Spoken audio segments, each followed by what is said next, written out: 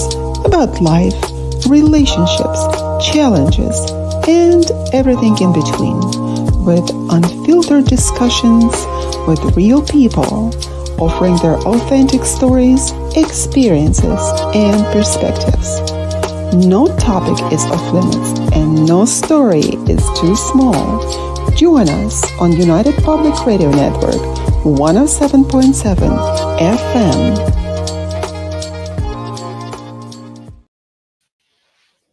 Hello, ladies and gentlemen. We are coming to you live with Dr. Sherry and Dr. Yana from United Public Radio Network 107.7 FM from beautiful New Orleans.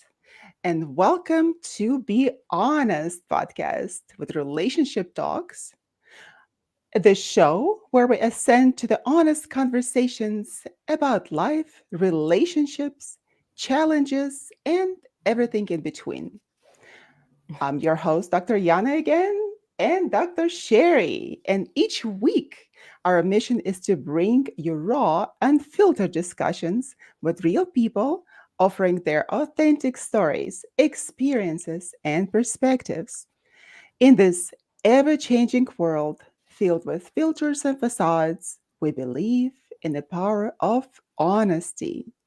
Join us as we explore moments that make us human, the struggles that shape our reality, and the conquests inspiring our lives. No topic is off limits, and no story is too small. Our honest experiences hold the power of connection and healing, reminding us that we are not alone in this path of life. Get ready to be honest on this candid, heartfelt episode. Whether you are looking for genuine advice, relatable lived experience, or just listening in, you are in the right place. This is Be Honest podcast, where we embrace the beauty of being authentically you and inspiring your life potential. Let's get started. What are we talking about today, Dr. Sherry?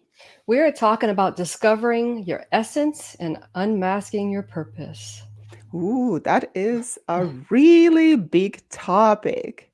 And I think that we ourselves, on this quest in life, searching for ourselves continuously, sometimes we think that we found ourselves, but it is a lifelong quest. Agreed. It's an ongoing process from the womb to the tomb. Oi. To the tomb. We're talking about tombs.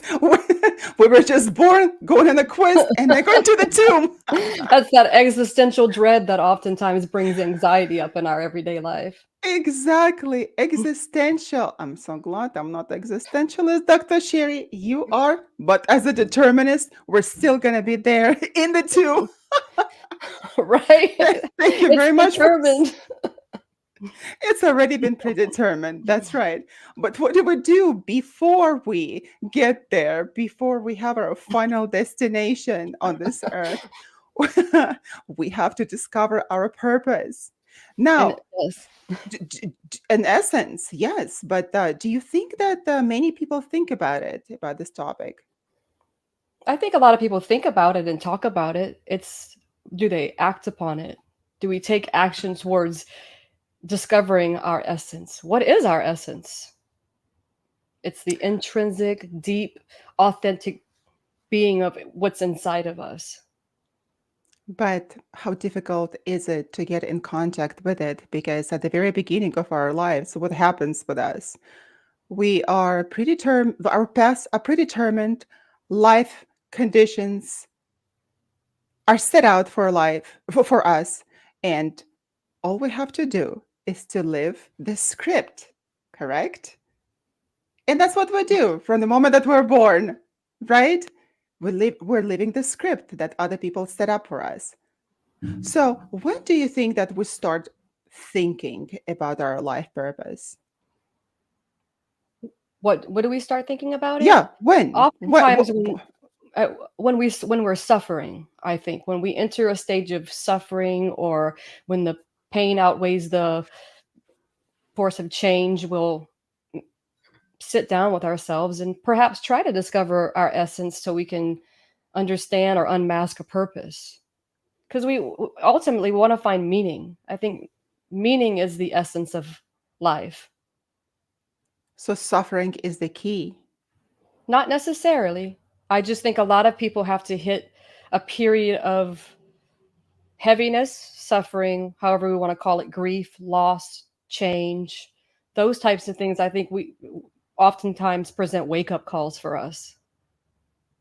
That's true. I've noticed that because when life is so happy and we are content and we have everything that we think that we want, right?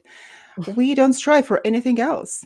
But when we're face down, bam, there's a wake up call. What is happening in my life, right? Am I on the right path? Am I doing what I'm supposed to be doing? And sometimes we fight it. We might be what live in a state of denial for a while in life. We often feel like we're doing okay, or we'll just settle. And that's when I believe when we start to settle and the dust collects, that's believe when we lose our essence of who we are and we're trying to define our purpose. That's true. Well, look at Dr. Shearer. Dust collects. We're hitting the tomb already. Let's shake off that dust. Let's shake it off. That's right. Off, off. We don't Dust need all yourself that off and dust. try again. That's right. Of all of those shells behind us, like shake it off, wipe it off. That's right. And a lot of the times, that dust is in the form, gets in the form of a thick layer of being content in life. And when we are content, going about our life, thinking that we are doing what we're supposed to be doing, I think what we think about ourselves and our life path, what we choose for ourselves, is not necessarily what our life path as it was designed for us to be here. Yes, I believe there's certain limitations to free will or choice. We may not have power over the things that happen to us and around us. However, I do believe we have the choice in how we respond to that, The how we choice. act. That's right. Yeah. This is how I was thinking as well before I became a determinist later in life. And And believing now that you're we, determined to no, change I'm you. determined to change myself. Yes, Indeed. myself. Because if we want to change the world, we have to start with ourselves, right? Yes. And this is so interesting that people would go around and screaming, "Oh, let's change the world. Let's change the world." How are you going to do that? Start with yourself. And I believe that starting with yourself is finding your purpose and meaning of your own life. Yes. I think when you mention content, you can be content in life. I think, but when content becomes complacency, I think there become content is replaced with contempt.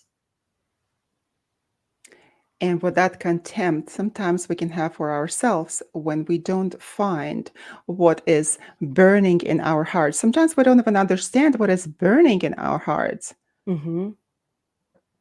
That Sometimes I, we have to get away from wherever we are to find the fire. Otherwise, it may just remain dark. Something's telling us to get out. oh, But yes, absolutely. And, I noticed that a lot of writers over the centuries, they would always travel. They would travel to different destinations, sometimes just out of town, sometimes it's out of country, on a different continent. I've noticed that because they are looking for that inspiration. And when I get stuck, how can I get stuck living in San Diego on the beautiful coast, right? It's just like so much to do.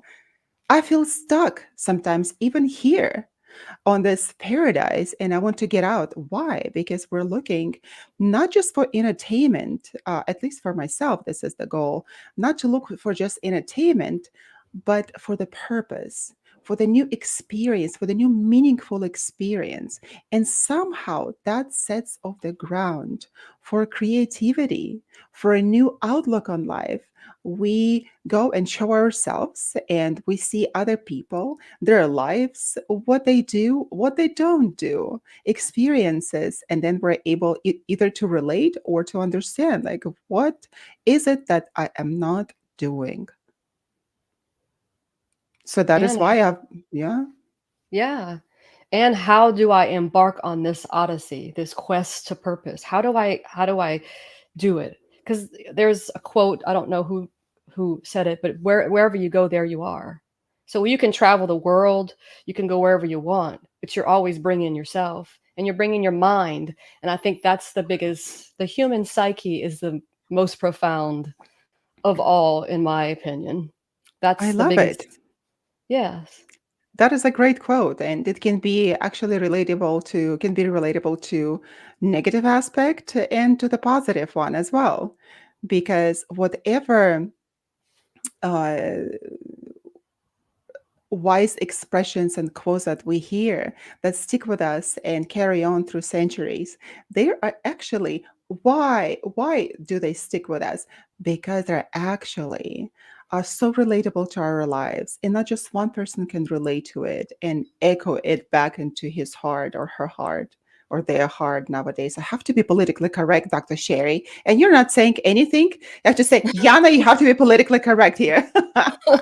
Where's my sign? I forgot to bring my political correct Carry sign. the sign. Carry the sign. Yeah, or just post it in the back somewhere, right on your shelf. Just put it there. Just, Some pop Yana, up. right? Pop up once in a while. Dr. Yana, you must be politically correct. Oi. So, yeah. So, We travel in order to get the different perspective as well, and I like it. One time at the very beginning of my teaching career at the university, the first time after I got a PhD and I went teaching, so that my first class, and I see lots of other faculty members in a teacher's lounge room, and they're like, Yana, are you scared? Are you scared to go into a class and teach? And I'm like, I looked around and I thought, like, what is there to be scared? What are they talking about? I'm like, students are the ones that need to be scared of me. I'm coming in with the knowledge, that I need to beat into their heads, right? They need to be scared of that. What do I need to be scared of? And I told them just something in the line of the quote that you just mentioned.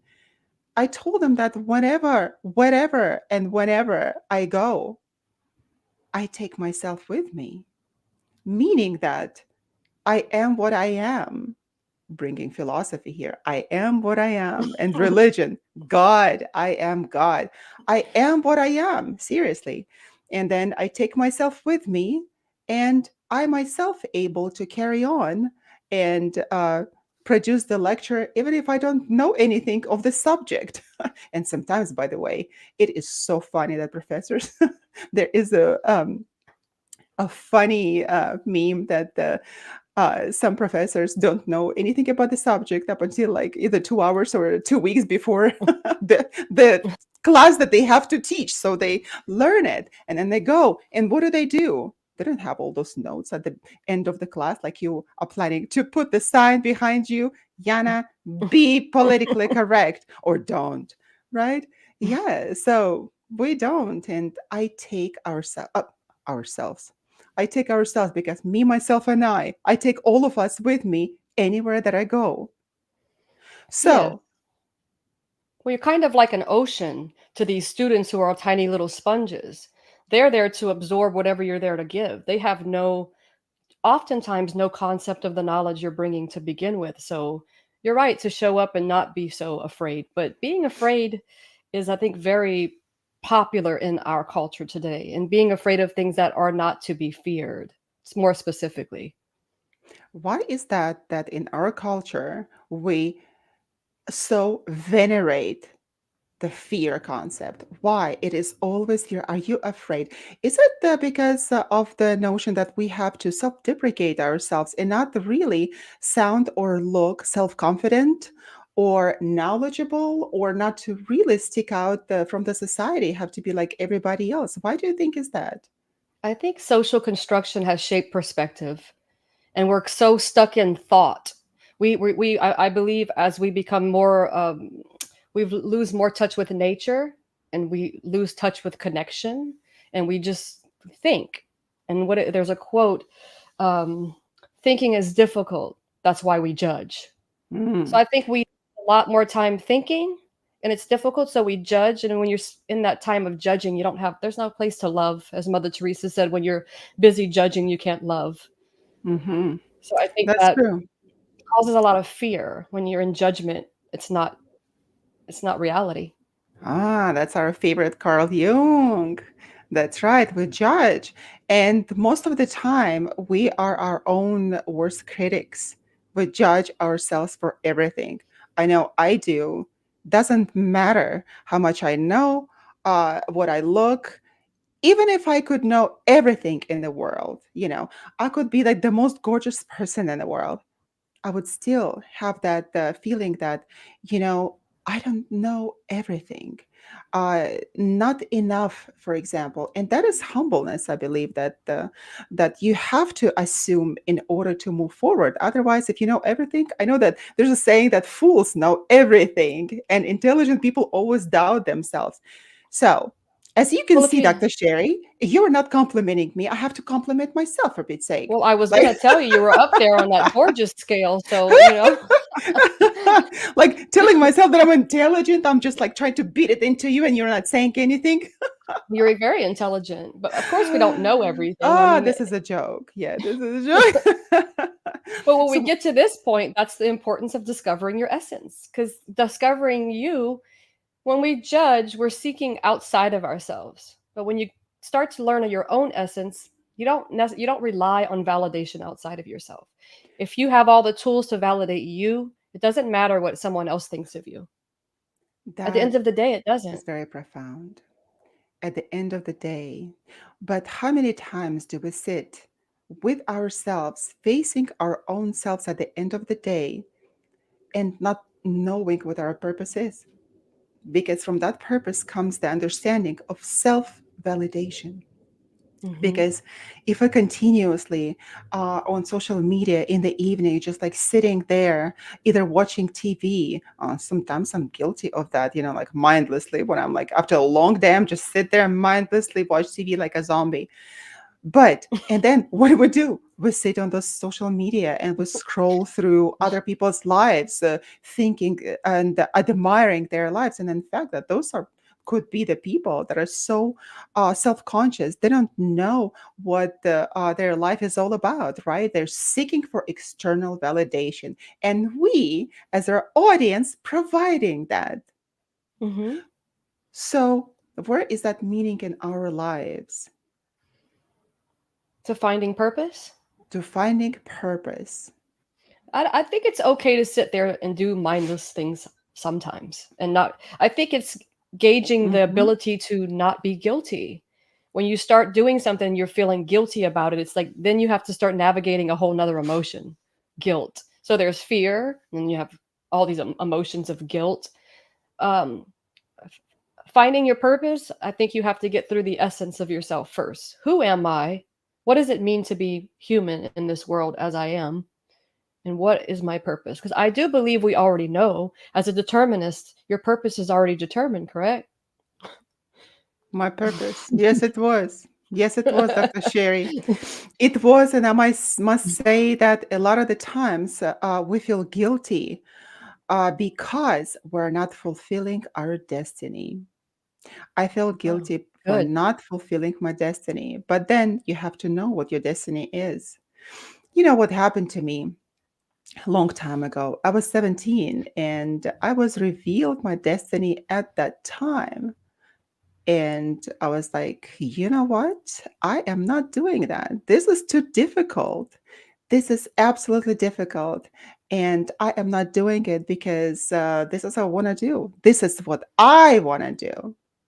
And I did it all. I did it all. But over the years, that concept of what my destiny was that was revealed to me, it was coming in circles in my life. And if we think about the Jungian concept, the Swiss psychiatrist, the Dr. Carl Jung, of circumambulation, it's a mouthful. Sometimes it's so difficult to say circumambulation, that talks to us about our passions and desires from when we were children. And all those desires, they stay with us throughout life and they come to us sooner or later because time is not linear and our movement to our goal is not linear. We move in circles. So even if we try to walk away or move away or run away from ourselves, we always come back to what it is our essence. Hmm. But sometimes it's difficult to know. It's very difficult to know. That is why I said I'm not doing it. And I moved away because it was so important for me to do what I want to do. And I was very stubborn at the time. And time humbles us and life humbles us. And it did humble me greatly.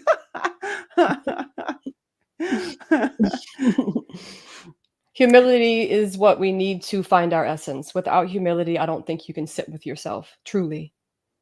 Truly.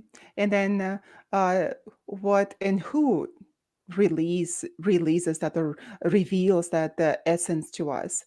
Many of us, we are spiritual people. We believe in God. We believe in the universe. We believe in something that is guiding our life path. And those people that don't even believe in any of this, they believe in themselves. And Self that will, self will and will to power, as my favorite Nietzsche says. Nietzsche. Yeah, exactly. Will to power, will to live. And when you know that it's your own goal, the same way we can say that I am who I am. Even if we think that we determine our life path, a lot of the time it may not be because I am who I am. I am what I am. That was said in many scriptures, says that God is within, the universe is within me. Indeed, So, God is everything, I've heard. yeah. The, the And phrase. whatever we call it, whatever name that we call it, nevertheless, it doesn't reduce the meaning of the concept of God, of the universe, of the governing law and power in our lives, and the laws of the universe that nobody canceled yet. And we have to live by the laws of the universe. Yes, So, it's like putting trust in fate, putting trust in something beyond your self will. Self will true. run riot. If we Oh, keep that's depending on true. our own thoughts. If you live between your ears and stay up there with the committee, you might see things that you don't want to see or keep living the same patterns and so on and so forth. So where do I need to go, Dr. Sherry? Tell me, if I don't want to live Here, between my ears, I have to live there. use your other Hmm. brain, your heart. So my heart. So if I live by my heart, by my intuition, what happens to my intellect? If I am very reasonable person and reason for me is more important than feelings. It's about if you listen to your intuition and it's guiding you, you should never be led astray because your intuition should come from a good place. However, if someone's mistaken their intuition for fear, that's a whole nother topic of conversation. Because then that's a feeling that's being directed by, it's all tied to the mind. It's one big operating bodily physiological mechanism operating together. But I think when we lead with the heart, which I believe the heart is the spiritual in nature profoundness that you're speaking of, it's beyond. It's when the mind takes over, I believe, is when not necessarily in trouble. It's about how to navigate the mind. And that is so important, I believe, to think in these terms from the very beginning of your life, from the very beginning, to teach also our kids to trust themselves, to understand that nobody knows your life path as well as you do. Because as our parents, I've had a lot of clients who would be suffering in their lives that their parents would tell them that, oh, you have to be a doctor. Because our entire family, they were all doctors, mother and father, grandfather, grandmother, great grandparents, great, whatever, back going to the BC. So we're all doctors. Now you have to be a doctor too. So, It's a lot of but pressure. it's a lot of pressure. And the man, he was actually fond of architecture. So after getting his degree, M- MD, he became an MD, became a psychiatrist. He left it. He left it because he was suffering so tremendously. You would think that how can you suffer? You're a psychiatrist, and there is a lack of psychiatrists in this world, especially here in California and San Diego. Essentially, that there's so many people that need it that there's a lack, and it's really difficult to get an appointment with a psychiatrist. And psychiatrists are just snatched just like that, and they get jobs, and are highly paid. So why? But he wasn't interested in that. That was not his life purpose. From the very beginning of his life, he was interested in modeling, not modeling as fashion modeling, but constructing with his hands. He was interested in architecture, how everything worked, and how to build things. And he finally went to school and He he had me. became He an found his. architect. And he's That's. the happiest person now alive. I'm a chef outside of being a doctor of the Yes. human mind. I'm a professional chef, and I've met a lot of people along my journey in the dungeons of the kitchens, the beautiful places and creativity, who left their jobs and their careers to endeavor in that field because that's where they felt pulled to, and that's what brought them meaning. We can have little, but as long as we have meaning in our lives, that's the most important. You don't need a lot of material things and you don't need a lot of people. What you need is meaning. Without meaning, we can have whatever we want externally, but if you don't have meaning, you're always going to be searching for it, Always. and then you'll try to Always. find it in other people, and that may not be the best road, but it's only one way to find out.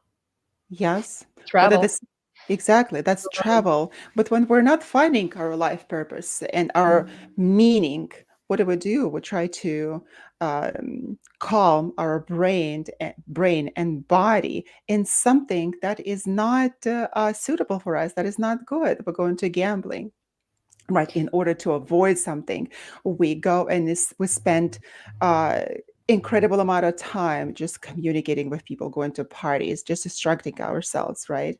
It's difficult to think, so that is why most people judge. Remember? Mhm. Yeah. Well, it's like you're not what you say you'll do, you are what you do. So we can talk and talk and talk until the cows come home or the birds or the pigs or whatever, till we come home. Till we But come instead, home, but we have to face ourselves. right, like action speaks louder than words. When you get into a situation, and say it's negative for your life and you get out and you learn something new, you plant seeds. You might hang around other people that plant seeds. And I promise, based on my own opinion in my own life, when seeds are planted, anytime you try to go back to something that you did before with those seeds, there's always going to be something inside of you that's saying something is feels off. Whether or not you choose to listen to it, that's your own, whether or not how deep you want to go down the hole there. Oh, but sometimes it can be so scary. Like, for example, in my case, I had to run away from that. There is a beautiful story, a biblical story of Jonah in the Old Testament and how he tried to run away from his destiny. What did he do? So God tells him, Jonah, you have to go to the town or the city. There was a very prominent city at the time called Nineveh. You have to go there and spread my word. And Jonah is like, oh my God, I am not going there. All these people are hating me. It's just like right now with Israelis and Palestinians. You can't go. You're Israeli and then you go to Palestinians and the Palestinians go to Israel and then what's going to happen to them, right?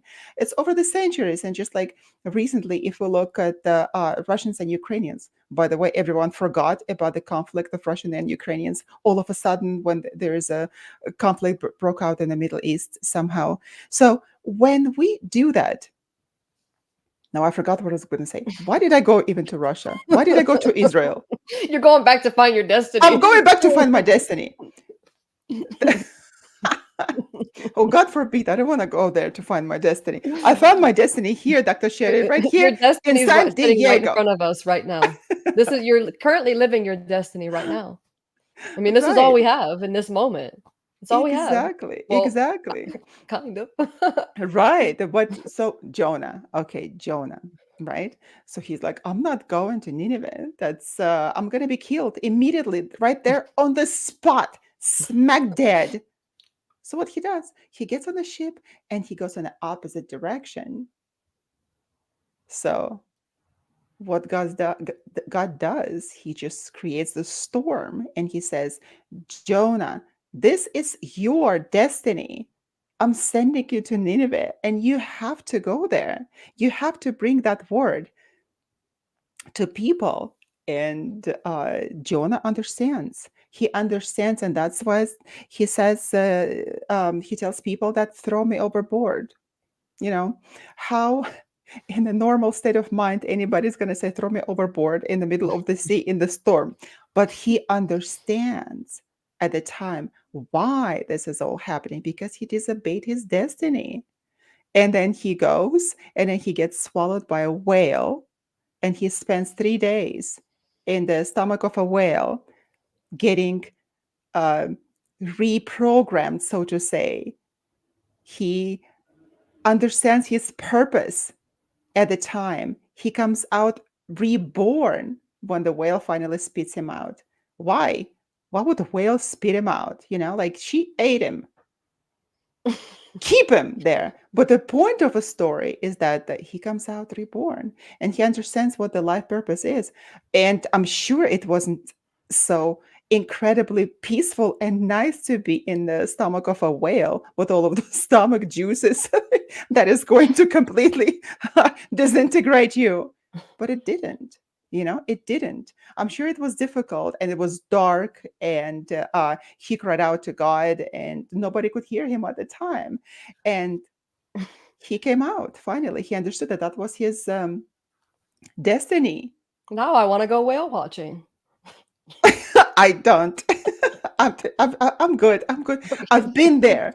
And, you know, those 3 days, actually, those 3 days, they are so meaningful for us to find our purpose or to understand this is what we need to do. And like you mentioned at the very beginning, we have to uh, fall flat on our face, to be at the bottom of a barrel, to alone in a dark space with suffering in order to understand where do I need to go. My life, However, once I believe you get through these periods, I believe seeds are planted throughout. Hopefully, people who are listening and watching, even younger people can. I always tell someone that's younger than me when I'm speaking to them, a client or helping someone, that I hope you can find your essence and purpose and not wait till you're older. Because suffering will get us there, I believe. However, after the seeds are planted, anytime we go back to, I think, and revisit similar situations, I guess what I'm trying to say here is, it doesn't always take suffering. Sometimes once the seeds have been planted, we might find ourselves in a place we don't want to be, and we're able to get out without having to suffer first. true, and then we get resistance to something that doesn't serve our purpose. You're absolutely right. When people think that, oh, resentment is such a bad feeling, it's not a bad feeling. Or anxiety. I have so many people that come to me and ask me to help me with anxiety, and they tell me, this is what I want to do. Now, you have to help me with anxiety uh, to relieve me of this anxiety. And they said, like, you can do the hypnosis, just do your hypnotic tricks and read me of the anxieties, you know. And I tell them, this is not one of my clients. She's like, I want to be a nurse. And her mom also said, oh, she wants to be a nurse. She needs to go there. And her entire life, she was scared of blood. She did not want to be a nurse, but at the same time her mom was a nurse, and she already had like a couple of years of education in that, so she thinks that this is her life path and she should be doing that. When she really wanted to be a businesswoman, she was so attracted to all this business concept. She's always finding ways how to start a new business. So I told her, you will always be anxious. And this anxiety is actually fueling your life right now to become who you are, to become what you really want to do. So your soul is really telling you this is not the way. So when she finally graduated, and she did go back to finish her nursing degree. And I'm not saying that everybody should just stop and go someplace else or do business. That's not it. That was a particular life path for this girl. And she fainted. On her first day of work, she fainted. And what is happening to her now? They came back to me and said, "Oh, you have to help her. You have to." I don't. I am not even going to take this case on because that anxiety is fueling her. That pain is telling her that she needs to go the other direction. So she started her own business, and she's happy as she doesn't have any anxieties. Maybe anxiety, we all have anxieties once in a while in our life, right? Anxiety is really important. It's a matter of your perspective. It's all in Exactly. perception. We could both look at the same photo and see something completely different. That's the beauty of the mind. I True. mean, if we were all alike, then I mean, this world would be one boring place. Well, True. from my perspective, since we're speaking about perspective. Yeah. And at the same time, that with anxiety and also with the resentment, when I we have a think that, different take on resentment. I don't think resentment feels good at all. oh, it doesn't feel good at all. Or who wants to be resented? Resentful. Oh, come on, everybody. Let's just feel resentful right now. Sign me up. Everybody, everybody, let's be resentful. No, it doesn't feel good. But that resentment is telling you that something is wrong.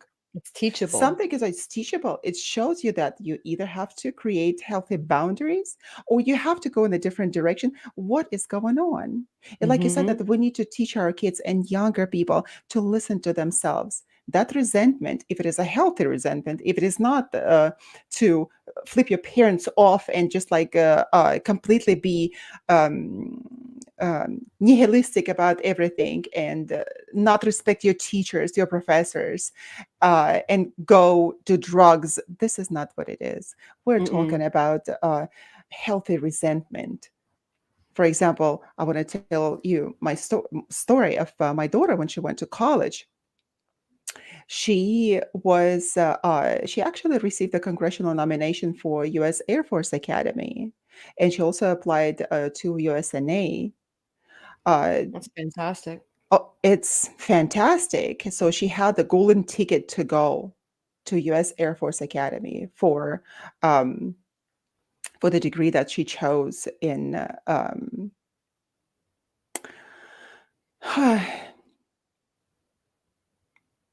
what I can't even pronounce. Aeronautics? I can. Yes, exactly. And that was so. It's a difficult degree, and for the girls to be there, it's even more important. So she got it all. She got it all. Congressional nomination. You have to have an interview. You have to go through all of this process. Then she gets this terrible anxiety. Mom, I don't want to do it. I don't want to do it. I'm like, how don't you want to do it? My entire family, we're all in the military. We are all in the Air Force, not in the Navy, but in the military, high ranking officers. And you don't want to do it. I'm like, oh my God, my life is crumbling. My life is crumbling in front of my eyes. My child doesn't want to do it. But I said, okay. it just killed me inside. It killed me inside because was on the opposite side, right? Hmm. So what happened is that okay, so she went to one of the UCs, University of California, and then a year later, USA Force is back after her again. So they found her somehow, and they offered her a contract. They said, "Come and teach nuclear engineering," when she was working on electrical engineering already. "Come and teach nuclear engineering." And she thought, oh, this is a great possibility, great opportunity, because you'll get, as you know, Dr. Sherry, you are a veteran. You're a veteran. And it's so interesting to me to look at you. You're so beautiful, you're young and radiant, and you're a veteran. How is it possible? So you would understand that because I shared that with you before. And she went through the whole process, and the last thing what she needed to do in that process is to go to Washington DC to have an interview with the admiral. And the interview is the last step before you sign the contract. So everything is situated, everything, all the health exams are done, everything is done. She gets this incredible anxiety back again. Mom, I don't want to do it. I don't know. I don't want to. She said, I don't want to disappoint you and dad in order for not going to teach, for not signing this contract. And at that time, of course, I was already smarter. And I said, you should not be afraid to disappoint anybody but yourself. Because if you don't do what you have to do in your life, nobody will do it for you. So you have to listen to yourself.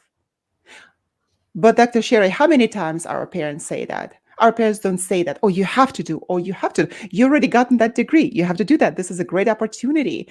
You will get a job. It's a fantastic benefits. You'll be set for life. And that's what I told her before. But then I understood she has her own life path and she didn't take it. And good for her because she needs to walk her own path. Whatever is interesting to her, whatever feels right and confident. And we're not saying that you have to conquer the world. You have to become a president of United States. That's not it. We all find meaning. Like you said, meaning is very important. We all have to find meaning in what we do, in our life purpose.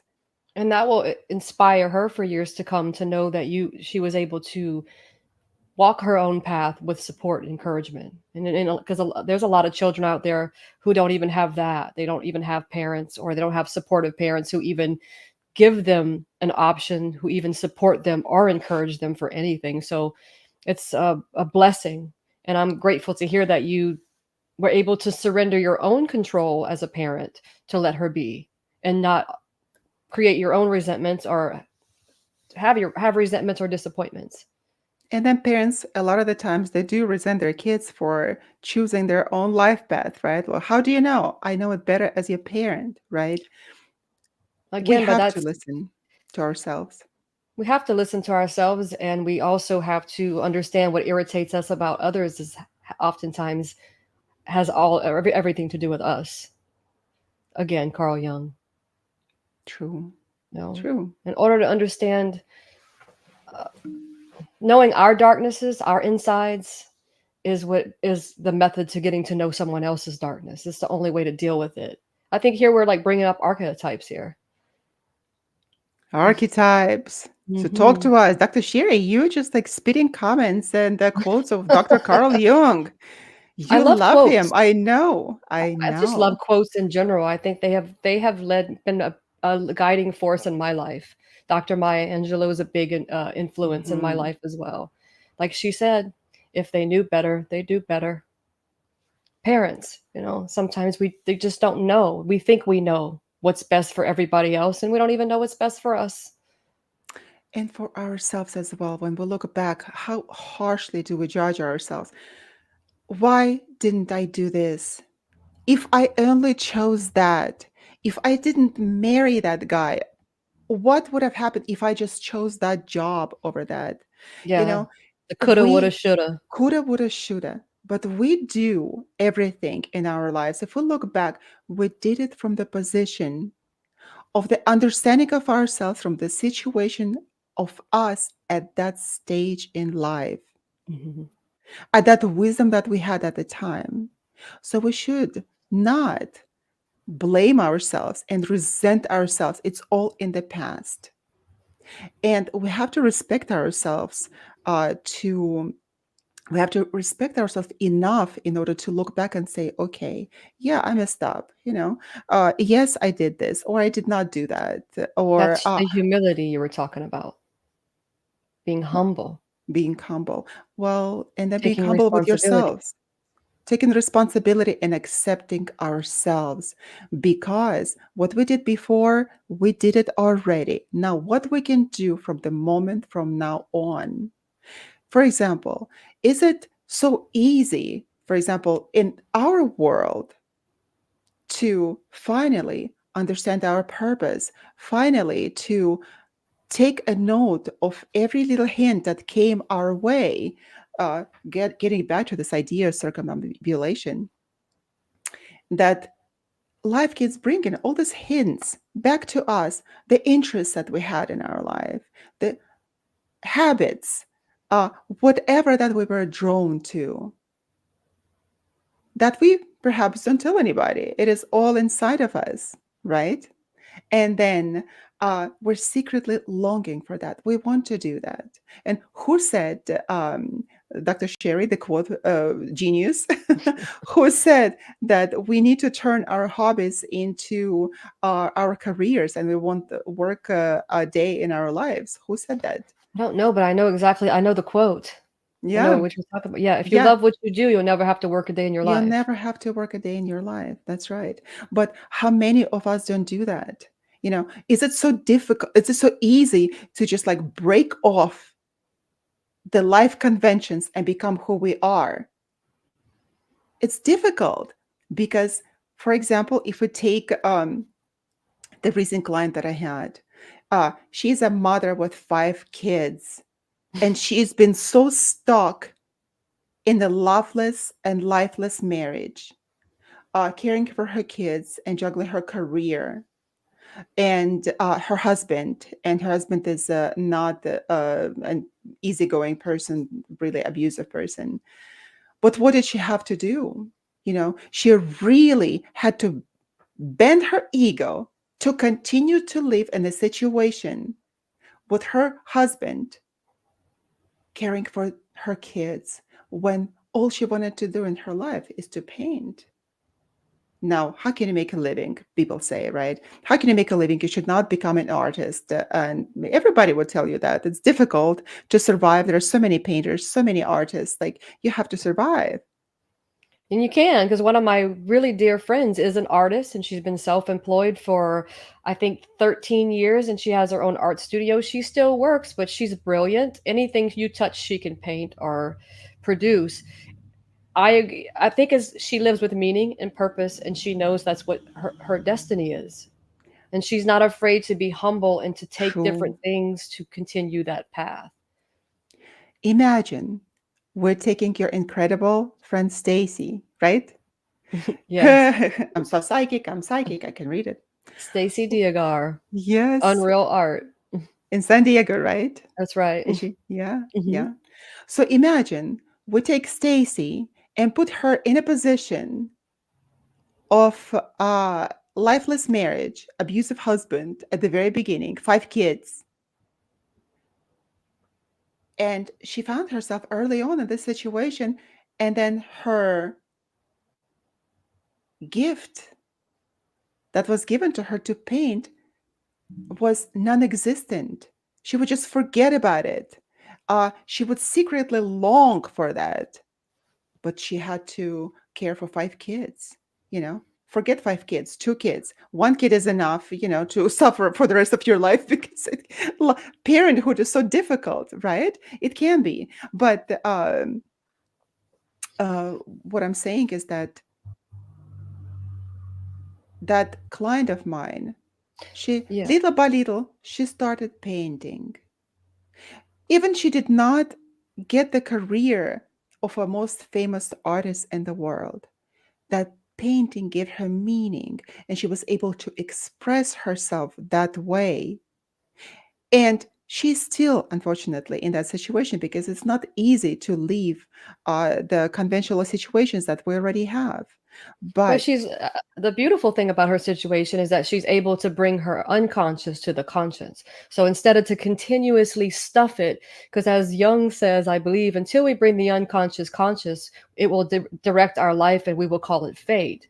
we'll So call it until we fate. bring that, she's bringing it up. It's a way for her to express, and if she may be able to accept her reality instead of Absolutely. resent it. Oh, absolutely. Resentment. Wow, what an interesting conversation we're having. And thank you for joining those who are watching us right now. We are coming live to you from United Public Radio Network, 107.7 FM. And you are with us, Dr. Sherry and I, Dr. Yana, listening to Be Honest podcast, relationship talks, and more. So if you have any questions, ask us and we will happily respond. Okay, so we have some people who are liking it. Say thank you for interesting information. All right. Well, we'll welcome any questions, so please ask us questions and we will do our best. I do have some questions that have Oh, been wonderful. submitted to us. Okay. Shoot There's it, Dr. Sherry. Come on. Sammy in California asked, I keep attracting like the same type of person in my life. I feel like I have made changes in my life for the better, but I feel like I'm repeating the same thing over and over. Should I try dabbling in microdosing psychedelics as it seems to be popular at the moment? Well, Dr. Sherry, microphone to you, please. I would say that any type of external use of a substance, I can't say to subscribe or not subscribe to something like that because I'm not well versed in it. However, I would maybe consider that to be a little bit of a pseudo healing. It's still searching for something outside of yourself to feel whole. So, Sammy, I would say that sitting with yourself and learning more about yourself and maybe getting involved in other things other than the same things you have been involved in. I'm looking at this question like she's sitting here Exactly right. Discussing. talking to her. So I would say anything you do outside of yourself to try to find yourself may not help you feel whole, unless it's maybe exercise or something of that nature that you're doing for yourself. Because I believe dabbling in things that you're unaware of could trigger things that you may not be ready to deal with. So maybe also speak to someone who's a professional or a counselor or direct yourself in that direction. Yes, I believe that seeking psychotherapy would really help here because there are trained therapists to help you also with the pattern of behavior that you have, to try to understand, help you understand those unconscious patterns in you, why you're picking the same person all over again in different variations. We all do. We all do. But up until we make the unconscious conscious, because we're all subconsciously choosing different kinds of partners, we have to make it conscious and ask ourselves why.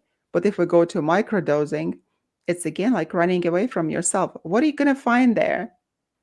What are you going to find microdosing? Your answers, you won't be able to understand all those unconscious patterns in you. It won't Yes. be revealed to you. You have to have the conversation with a trained therapist. And I believe I've heard years ago when I was in my studies that we're born with everything that we need. We just have to be willing to get real with ourselves, to be honest, and form real connections. Sometimes it seems easier to just be complacent and just talk and judge and not do and not take action. It seems easier, but at the end of the day, when you finally sitting with yourself because something didn't work out, how easy was it? Or how easy is it in that moment when you're having to deal with the guilt of what you just put yourself through? That's true. How many I times have you heard yourself when you're in a situation you don't want to be in? You're talking to yourself and you're like, I don't really want to be here. And you stay. It's like you can't even leave. I'm guilty of that. That's happened to me throughout my lifetime, and I had to collect enough seeds to be able to understand how to navigate and come home. And come home sometimes I still to get yourself, to come home, exactly, to your come home to soul. self, right? But then we have to be honest, like you said. We have to be honest with ourselves. What do we want? What do we like? Are we in a situation that we like? Does it serve my purpose and my destiny?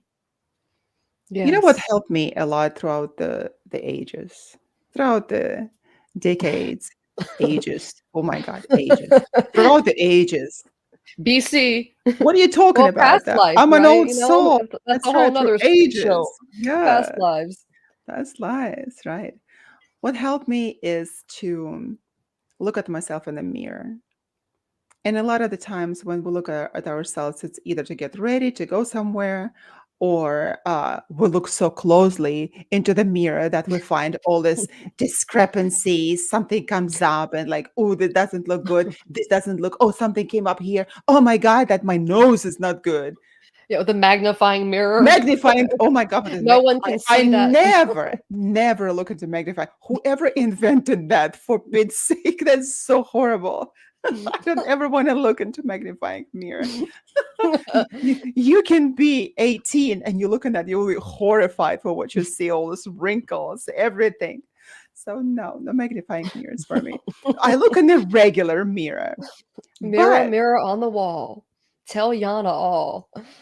yes, and the mirror will tell you, if you look honestly and if you look onto yourself and say, okay, this is I who I am. Getting back, I am who I am. You know, in our society, there is a tendency to accept ourselves for who we are. We can be, forgive me, uh, pieces of horrible things. I'm not going to say it. You can be an absolute dumbass. You can be a horrible human being. And at the same time, if the society says, oh, we all have to accept ourselves, then I have to accept ourselves being a nasty individual, right? Abusing other people, being nasty and saying horrible things.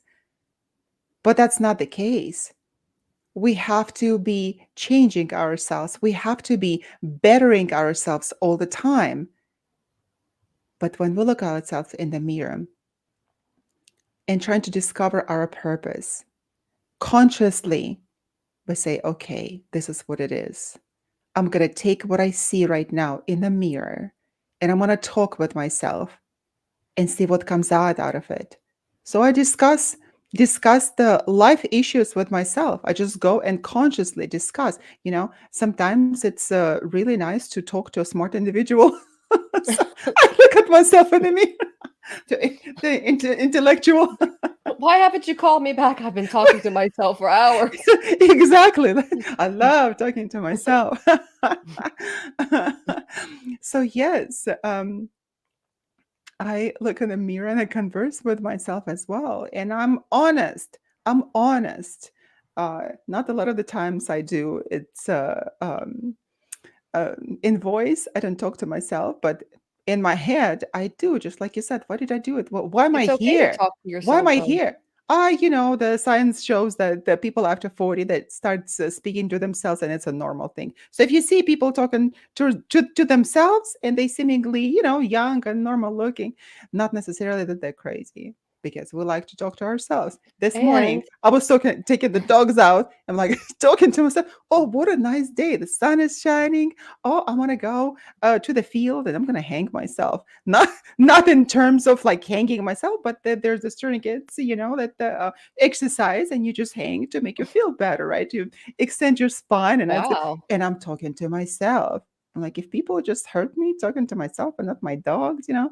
Again, though, that brings up if somebody's judging you based on you talking to yourself, then they're already coming out of their own self. Judging another person, you're coming out of yourself.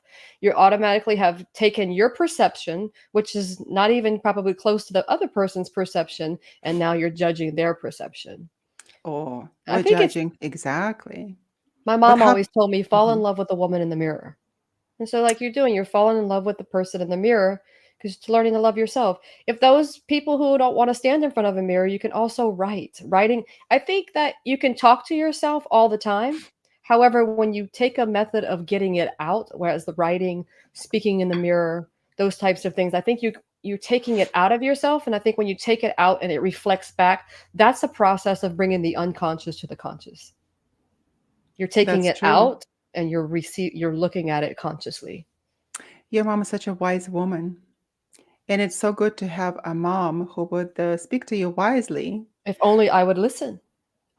I didn't. Oh, For so many years I didn't listen. I never fell in love with myself. It took me decades, probably centuries at this point, to fall in love with myself. I'm still learning to love myself. It's an ongoing process because we will I believe we will always be triggered by the shadows. There's the archetype of the persona.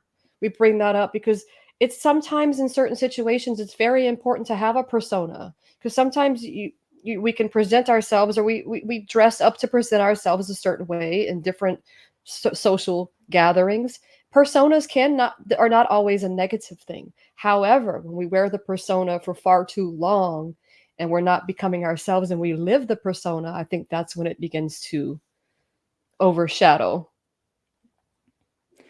but that is so interesting to see that having a mom like that, such a supportive figure in your life, you still, it took you years to accept yourself because when you have this incredible support when you're young, you have to fall in love with yourself, right? With the person in the mirror. That is so incredible. I hope to meet your mom one day. You will, and I'm partially living her legacy through me, even though she's still alive. I think I am who I am today. It's a big reason of my parents, and I'm grateful to have that because I do honor that, and I do know a lot of people do not have that. So if I could give to other people who don't have what I have to be able to provide the love that I was given in my life, that's my purpose in this world is to give back what I've been giving to so many people who never have that or who have lost their parents. So that's Absolutely. a blessing I hope to bestow on the world through my That's words. absolutely. That's incredible. That's such an incredible statement. You know, I had the and I still do thank God, my parents, and they have been incredible parents, very supporting parents.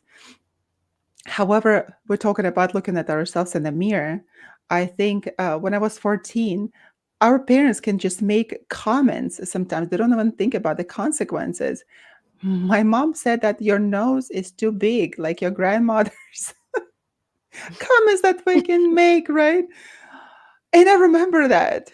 And once in a while, she said, "Oh, you look like your grandma," and maybe not really in the negative way, but I took it negatively. We don't go and fight with our parents over single things. So as parents, we have to be so careful talking to our children, because I grew up thinking that I had a big fat nose, and of course in my mind it's not just big nose, it became even bigger out of proportions. And I've always been so um feeling so bad about my face, about my nose. And it's like Einstein said, if you judge the fish by the way it climbs a tree, the fish will grow up and think that its entire life that it's stupid. So I thought my nose was huge up until the time when when I was, I believe, 24, and a friend of mine wanted to do a nose job. And she looked at me and she said, Yana, wish I had a nose like yours. And I'm like, mine? What are you talking about? I was 24. He said, what are you talking about? My nose is so big. Now, Sherry, look at my nose. My nose is not And big at now all. you know so much in general. My nose knows so much. Yes, Exactly. follow your nose. So that was the first time in my life that I looked at myself through the eyes of another person, that she wanted a nose like mine. And this comes from the personal experience. And we have to be so conscious of what we tell other people, especially children, because like you said, they are sponges. So I look at myself in the mirror and I said, you know what? I'm so proud of my nose. And my nose is actually fine. It Yes, is when we're being conditioned by other people, by their remarks, but something that they say. So I would suggest, if you're a conscious human being, just the other people's opinion should not be your personal business. So let them have an opinion of you, you know? which is And easier said than done, and that's exactly why we're here today, to tell you yes, how to navigate that, because it's easier said exactly. than done to not listen to what someone else says about you. True. That's true. So that's why the self validation comes from within. So look at yourself in the mirror and ask honest questions. What Yes. do I like in this life? Is my life at the stage where it is right now? Is it satisfying to me? And what can I do to make it better? To listen to your own inner voice and Yes. start doing things that you have always wanted to do. Because if we don't do things that we've always wanted to do and that is sitting dormant in our hearts, but we know someday, we tell ourselves someday, that someday never comes. And if you don't know And what your purpose is, learn to sit in gratitude with the intention of gratitude. So you can recognize what's good in your life. Because if you focus on the good that you have, good will come. And if you don't know where you're going, make one change, small steps, baby steps. It doesn't have to be this miraculous. I think a lot of times we do that too. We try to set these major goals, these unrealistic goals that we're bound to fail. Sometimes we don't even start something out of fear of failure. It happened to me when I was in the process of doing my dissertation. I'm like, why can't I start? And then someone said, probably, have you considered there's a fear of failure? And when that was spoken to me, it opened a door. I had no idea that that was a possibility. that's so true. Start And small. start small. And like I learned also, it says the best dissertation is the done dissertation. So when I heard that, I said, "Oh my God, that is so nice." The best dissertation is a done dissertation. So whenever we're trying to be so harsh on ourselves, right? So hard on ourselves, and being perfectionistic, thinking, "Oh, wish I had this kind of a nose, wish I had this kind of a face, or wish I had different circumstances in my life." No, start where you are right now and move from there to better Yes. yourself, to better your circumstances. Because if you don't, there is another possibility, that a great possibility, what actually happens as one of the laws of the universe. If you don't follow what you have to do in your life, of the destiny that was imposed on you, whether you like it or not, your life situations can become very chaotic. So, one way to understand where we're moving in this life is whether we find ourselves in chaos, in lots of problems, and problems are falling on us from right, left, from top, and shooting from the ground. From if we're walking on the straight path, all of a sudden we stumble and we fall. So problems arise from anywhere. So we have to Yes. understand, like, How you feel where. about your life is your life. Yeah, well, that's true. How you feel about it, then you ask yourself the honest question: am I on the right path? Because what happened to me, what I was not doing, what I was supposed to do, not that many people, in fact, can be so fortunate to learn what they're supposed to be doing, their destiny. I was fortunate to know that, but for many people, it is not. And when I was trying to run away from myself, I had all sorts of things go wrong with me, all sorts of things, up until the time that I said, okay, I'm going to do what I'm supposed to do, what to fulfill the path that was predetermined for me. And only then, Dr. Sherry, only then I was able to figure out my life and to iron it out, to make it better and enjoyable for me. So when we listen to ourselves, we find where our soul goes against circumstances, people, our own emotions. So Mhm. I think it is very important. Yes. Once you start uncovering your essence, I've heard, I believe it's a Navy SEAL. There's a YouTube clip with him. He talks about it's as simple as starting in the morning and making your bed. Not everybody makes their Hmm. bed, but if you can get up in the morning and you just make your bed, that's an accomplishment.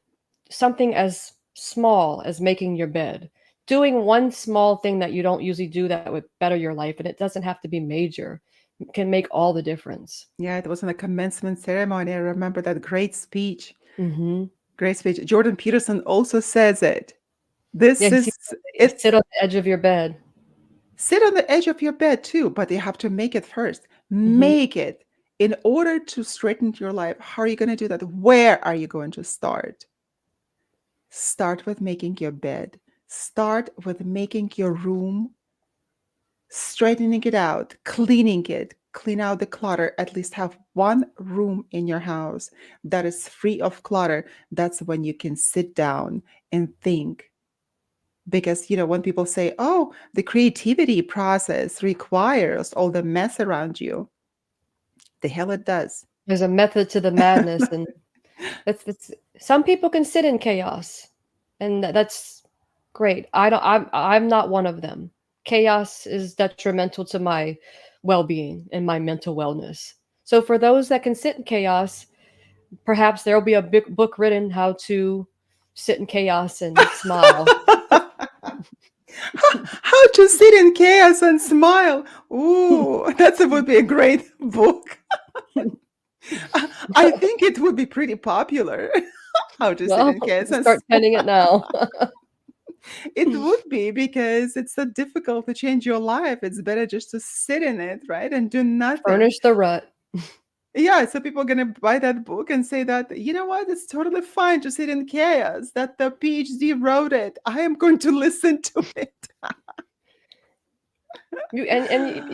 Perhaps we can sit in chaos and find the calm. I think again, that's another great point. You can be in a very chaotic situation or circumstance in your life, and it's how you respond. It's all about in what we do. We can talk to talk, but in our actions, we don't have to tell everybody about our plans and where we're going in the world. Our actions will show them. We're going to show up, and our actions will display who we are. Act. Do something. Don't keep talking about it. Act. You want to change the world? You want to be the change? Start changing it And start changing. and start changing Make your you. bed, clean your room one at a time, right? One at a time. Because in my life as well, sometimes there were times, of course, when the ceiling is falling, the sky is falling, everything is crumbling in your life, and all of the balls that you're juggling in the air, they're like eggs, they're falling and they're breaking on the uh, floor, right? And you're like, oh my God, everything is going wrong. Everything is on the floor. A mess here, mess there, and I hate place to be messy, and I have to have everything in order to think.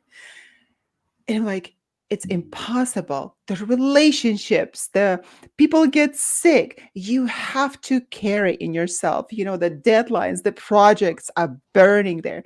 People are on your case that you have to submit all of the uh, um, uh, whatever that you have to deliver, either papers or the book or something like that to be edited. And you're like thinking like, the world is a chaos. I can't live like that. And what do? You have to calm yourself for a second, even if it's a chaos. Sit down with yourself and start thinking, you know what? This is me. I am who I am. And I should be true to myself. I should be honest with myself. Yes, I'm in the midst of all this chaos, but I take myself anywhere I go, meaning that I should be my own best friend and become that best friend to yourself. Yes, that's a good Find, point. Good point. Taking everywhere you go. I think the art of feng shui speaks of that. You take your home everywhere you go. It's why it's very important, not just because some of us have OCD issues cleaning. Sometimes, I'm one of those people who are very organized. But we take our home wherever we go. And I think the same thing inside when we say to go home. If we have a bunch of clutter on the inside, how we perceive the world is going to be chaotic. What you see on the what you have inward is what you're going to project outward. So we take ourselves everywhere we go. So until we sit right or sit with ourselves, there's no right or wrong here. Till we sit and go home, find your essence, unmask your purpose. You know what your purpose is. You know. Only you. Go get it. And after you have all that, I think you'll have meaning. And again, I think meaning is the essence of being. Exactly. And then again, that with the concept circumambulation, all this. That's Oh, I such a love good one. this. I love it. It's a funny word, but I love it because that concept is teaching us. Oh, we can just like throw that away. But life goes in circles, and our life purpose is going to come to us one way or another through people that are coming accidentally into our lives, because Nothing there are no happens by accidents. accident. Nothing Ah, happens by right. accident. Exactly. Yeah. What we call accidentally, they come, oh, by accident, right? Nothing of this kind exists on It this all earth. has purpose. All has purpose. It can come through people that are asking you to do certain things. There's so many people that have written books that became viral and so helpful to other people when they did not even think of writing a book. Someone would come to them and say, listen, it would be a great possibility to do that. For example, Robert Greene, this is what he did. He's a fantastic human being. I He agree. very humble. He wrote the 48 Laws of Power, the art of seduction, and the 48 Laws of Power. How did it come to him? Somebody asked, "What would be a great title for a book?" And he said it. He thought about it for a moment, and he said, "This is would be." And the man told him, "Then you write it." Then Hmm. you write the book, and he wrote that book. And he Now we did. all can benefit from that, but he didn't even think of writing it originally. So people will come to our life. Circumstances are going to come into our life. And And sometimes when you read these things, like I mean, I've experienced that too. Like even writing a dissertation, you might ask me the next day, "What is it about?" And I'm like, "It's amazing." I Like don't know. we're like channels of information that flow out because we're open in that moment, and it's like how to not to say how did I write that, but it's like wow, some things are so profound. And then when you write it and you go back and All you're like, things. did I write it? This looks so smart. Did I write it? Are those my thoughts? So when we on the path, when we take this courageous path to find ourselves, to follow our destiny, to follow our fate, it's a courageous path. Nobody said it would be easy. It's a courageous path to follow. You hear? When you when you live in the light lives through you. Exactly. Okay, okay symbol. Well, no, I speak with hands. I speak with hands.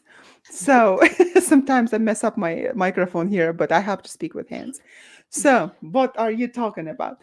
Well, it's an So, element of being human, so it's wonderful yeah, that you share your that's how we hands. express ourselves. And then when we look back after we started that process, courageously taking our path and walking on it, and we look back and I say, did I do it? Did I do it? It was so difficult to do. Did I actually do it? Yes, you did.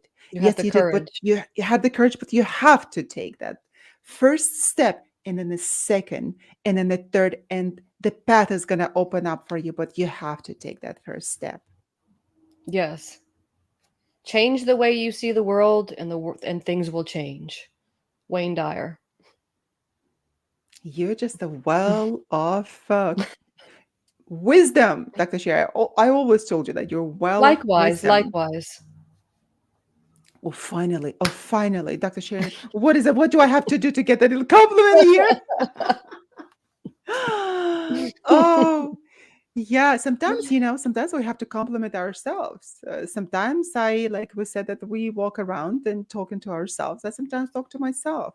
and self-validate. Oh, good for you. That was really smart. Like, you did that because who else is gonna do it? Now Like my dad, let's pat ourselves on the back. like my dad says, if you don't praise yourself, nobody will. So you better do it.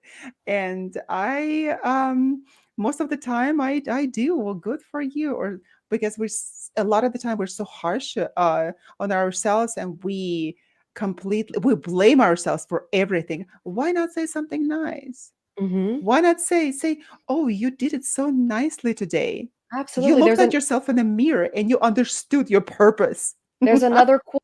It As says, easy as that. "Listen to always be careful what you say because you're listening." You're listening. I used You to are tell that listening to yourself. some of my students when they would feel bad about something. I always, even people in general, I try to share that since I've learned it. It's like, be mindful of what you say because you're listening. So when we tear ourselves down, we're just falling deeper into self-loathing, Absolutely. which is kind of a resentment turned inward. And we think that our children, when we teach them something and we say it again and again and again, they don't listen, they don't comprehend. And we're Their like, prefrontal cortex isn't developed yet. wow, but the thing is that we think that we speak to the wall. But at the same time, I noticed that when I spoke to my kids from the very early age, when they were just starting to understand themselves and the world around them, in our self-deprecating culture, and our culture is very self-deprecating. I don't understand why we should be like Because sheep. We people should are not be. judging. How people are judging, the hell the people judging you. But you should not speak bad of yourself. So once in a while, because I live in this culture, when everyone is self-deprecating and not wanting to be like better than anybody else, otherwise they will look narcissistic. They say something about themselves, and I say, never say anything negative about yourself. Never. And they said, like, oh, mom, you always say it, you always say it. Yes, yes, yes, we remember that. How important is it not to say negative things about yourself? Because you know what? There is a world around you, and the world You're can listening. say all these nasty things about you anyway. How about you being your own best friend and not say those words about Well, yourself? well, if you say negative things about yourself and you believe them, how do you go out into the world expecting to find what you're looking for? And you're looking for one thing in one regard in the consciousness, but if you're stuffing all these things about yourself in the subconscious, unconscious area, the beneath the water, beneath the surface, it becomes a challenge. How do you go out if you when you're self-deprecating, you're not loving yourself. So how do you go out into the world seeking love when you're not able to give it to yourself? Absolutely. I've wanting to talk to ourselves always, like live in my mind, and I talk to myself and explore different possibilities. I remember that I used to work in a place that would have this long, long, long hallway. And every day, so many people go back and forth to their offices, and no one was looking at each other, just like really pressed down by life. Oh, it's morning, I haven't had my coffee yet. Oh my god, like I probably look horrible. The you poor me. know Oh, the Yeah, like, oh, the poor me. I have to go get to my office, like start the day. Oh my god, my children, like they just they spit out, or like the lunch, the dog ate the lunch, or just like there's a horrible mess in the house, or something like that, that my project is due.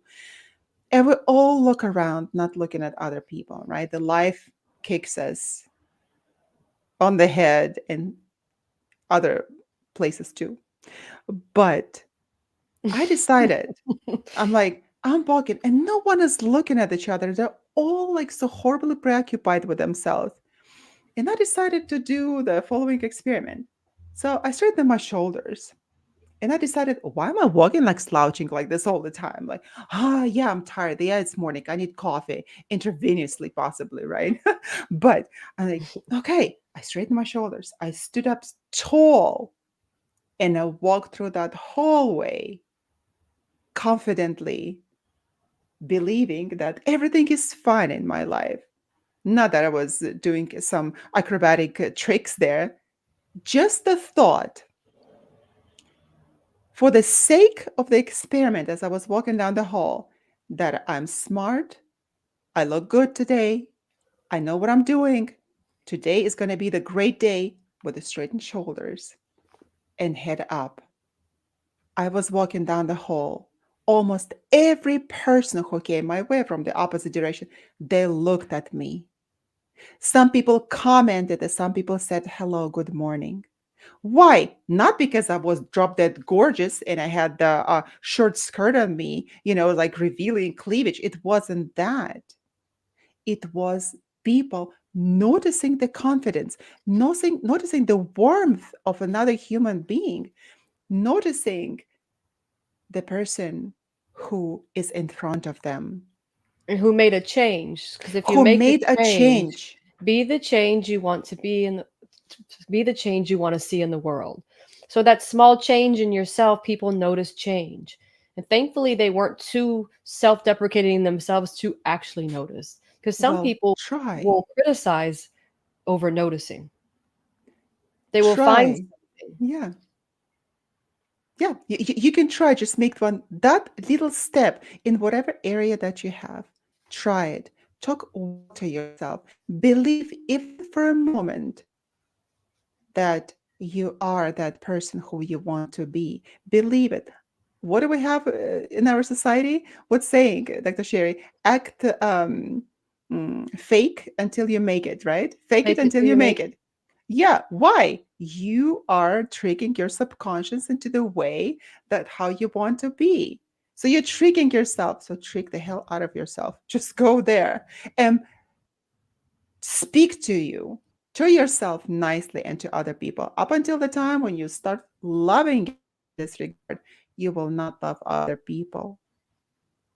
well, to be And or other not to people will be. actually perceive. Be honest.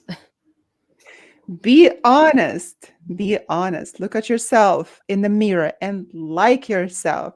Talk to yourself because the power of subconscious is incredibly powerful. So talk to yourself nicely and things will change in your life. Yes. Make a change. Act. Act upon it. Stop thinking it, stop saying it, and do it. And don't try. Do it. I was in the military, and that's one thing that was told. You don't try, you do. So don't Oh, I try love it. it, don't think it, you do it. So get out there and do it. Greatly said. And I'm so glad that our military is this is the way that they do it because trying sets yourself for failure. When we tell other people, or our children, anybody, oh, just try, oh, I'll do my best. You don't try and you don't do your best. You It's just an do it. excuse for a way out. It can It's be an an excuse for a way excuse. out. You're giving yourself an excuse. Exactly. Oh, I will try. If it doesn't work out, I'm still okay. No, you're not. Go into it knowing that you are going to succeed. So And by so, mhm. go ahead. And speaking about the world around you, next week we'll be lifting the mask of sanity. So we want when you're talking about being at work, and I read a book called Snakes in Suits. So we wanted to bring up some content for next week while we're on the topic of Snakes people in around us. suits. Ooh, that sounds so incredibly interesting, Dr. Sherry. Taking off the mask of sanity. And the mask of sanity we all wear anywhere Yeah. that we go in the morning. Hopefully, people do that. That when we open the doors and we go into the public, we put on the mask of sanity.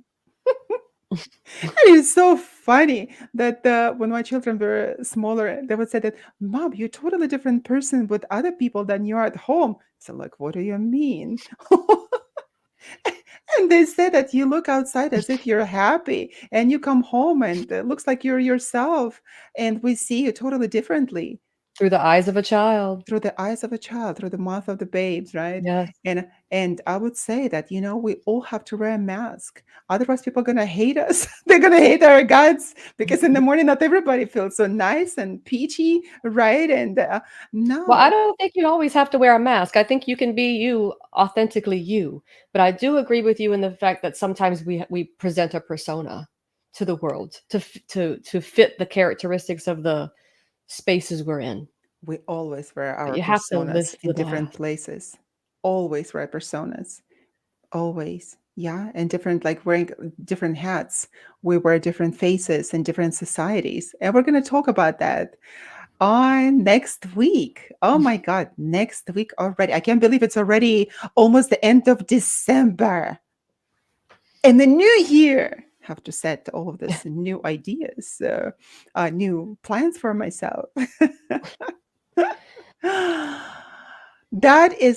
That was such an incredible conversation, Dr. Sherry. Thank you so much. Yes.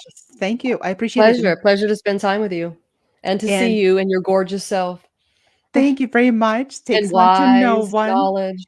Oi, oi, oi. Thank you.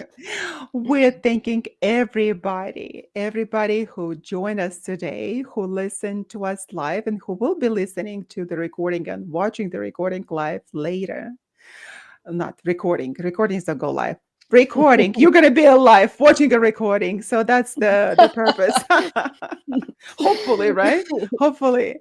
So thank you, everybody. Send us your questions. And we were live on United Public Radio Network, 107.7 FM, with Be Honest podcast with Dr. Sherry and Dr. Yana. We'll see you next time, next Friday. Bye, everybody. Bye.